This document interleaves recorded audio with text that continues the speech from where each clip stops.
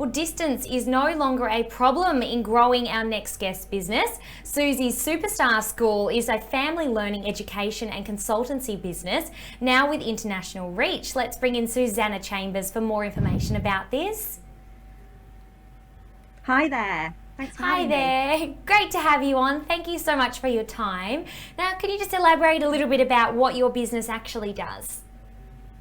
Yeah, sure. It's of two parts really, Holly. So the first part arose from voluntary work I've been doing for over 5 years, championing globally family learning, intergenerational learning for parents and children as a way to really improve outcomes for children and adults alike.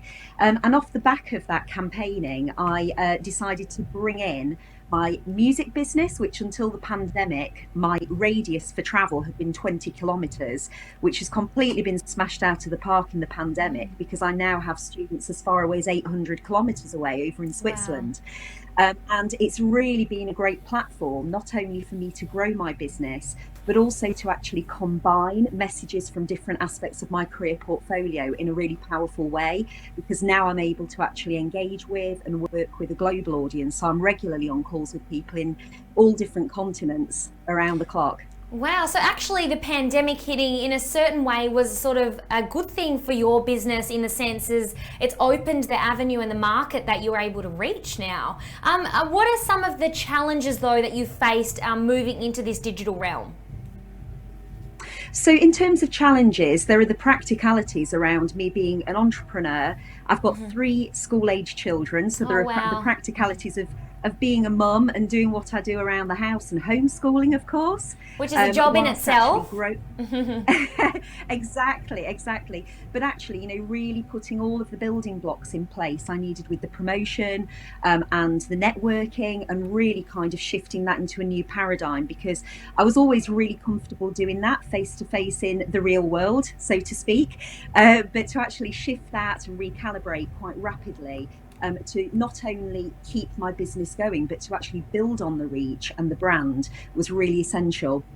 So in terms of other challenges, I was just going to say, in terms of other challenges, also to really kind of understand that audience remotely as well, because obviously not being able to pick up on those cues quite as directly as perhaps in the past. Yes, I was just about to ask you that. Have you found the, language barriers or anything like that a problem for you, and cultures, I guess, because moving to that global audience is quite different?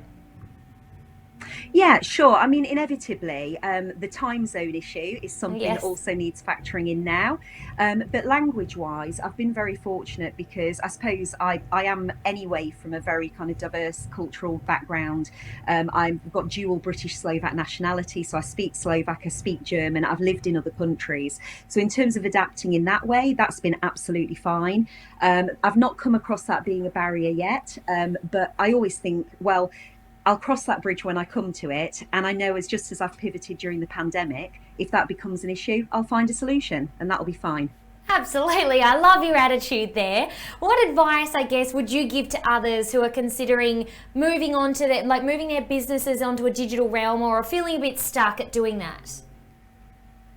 I think the absolute key first step for people that are feeling a bit nervous about that is to really just get yourself on platforms where you can network. Many of them out there are free of charge just to get the ball rolling.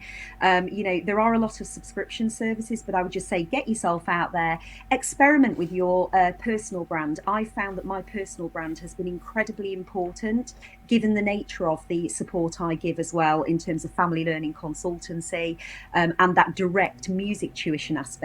Clearly that's very reliant on having good rapport with your customers and them feeling able to trust you and that they can relate to you. So just experiment with different formats with personal brand. That would be the first step, that networking. And also now is a great time to be experimenting with different kind of software tools. I really had to push myself out of my comfort zone to try different techniques for reinforcing that marketing, but it's worked like a dream. It's worked really well. So I would just say go for it. Just experiment, just try it. Great, you've got the best attitude, I have to say. Very, very positive. What's next for you and your business? Like, where do you see your business sort of developing? Are you going to, I guess, spread to more countries? Australia? Yeah, well, I do hope so. I'm already actively involved with colleagues in Australia almost Great. daily at the moment That's through some work I amazing. do on yeah, I'm loving it. I'm absolutely loving it because I'm also the UK's only personal agility recognised ambassador. And that means that I'm also able to reach out to lots of different people in different countries in terms of my network now. And that's great because that will be a great springboard for me to further grow the message. Yeah, my goal with the family learning side of things is that I can positively disrupt education systems globally and bring the joy of family learning to every family who wants to access that, and also the joy of music through people having lessons with me. So, I feel like reach you out would be the anybody who's best. You would interested. be the best person to come on and do music lessons with. I feel like I would absolutely really enjoy that. In regards Call to, me. I will. In regards to the family learning side of things, what's some key issues that you've seen there? I guess popping up with your clients. So, with family learning, the absolute key thing, of course, for millions and millions of families, as we know globally, has been them identity wise coming to term with being their child's teacher sort of during the day.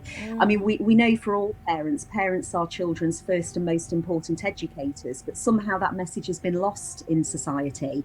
And therefore, to actually get that message through to my customers in terms of, look, I can help you navigate this change. It doesn't need to be so stressful. I can help you do a home learning environment audit, to identify key success factors that will make your life easier for you as a parent and for your children. And of course, that doesn't stop in importance when the schools reopen, because there is a huge research evidence base showing that family learning and that intergenerational approach is incredibly powerful and best for both generations. Definitely, I totally agree with you there. Well, thank you so much for coming on to talk about this important topic. I wish you all the best with everything and take care. Thank you so much. Thanks for having me. Have a good